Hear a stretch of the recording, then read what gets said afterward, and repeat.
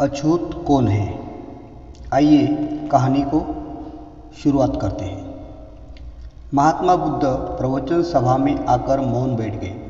शिष्य समुदाय उनके इस मौन के कारण चिंतित हुए कि कहीं वे अस्वस्थ तो नहीं है। आखिर एक शिष्य ने पूछ ही लिया, बनते आप आज इस तरह मौन क्यों है? वे नहीं बोले तो दूसरे शिष्य ने फिर पूछा, गुरुदेव आप स्वस्थ तो है? बुद्ध फिर भी मौन ही बैठे रहे।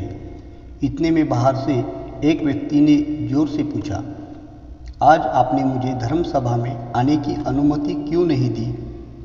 बुद्ध ने कोई उत्तर नहीं दिया और आंखें बंद कर ध्यानमग्न हो गए। वह बाहर खड़ा व्यक्ति और जोर से बोला, मुझे धर्म सभा में क्यों नहीं आने दिया जा रहा है? धर्म सभा में बैठे बुद्ध के शिष्यों में से एक ने उसका समर्थन करते हुए कहा, बनते उसे धर्म सभा में आने की अनुमति प्रदान कीजिए।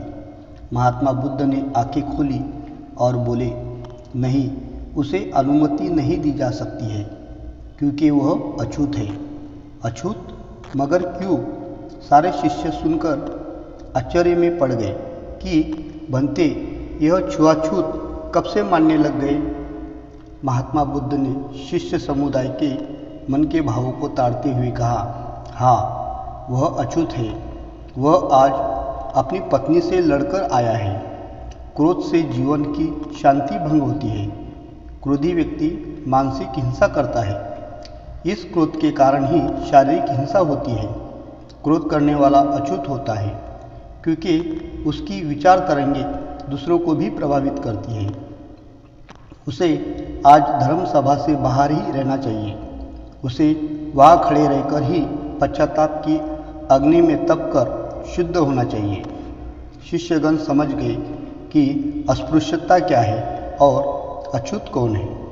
उस व्यक्ति को भी बहुत पश्चाताप हुआ। उसने कभी भी क्रोध न करने का प्रण लिया।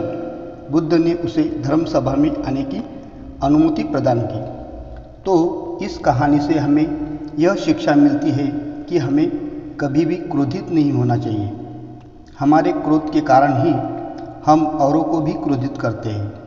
इसीलिए अपने क्रोध पे नियंत्रण रखें।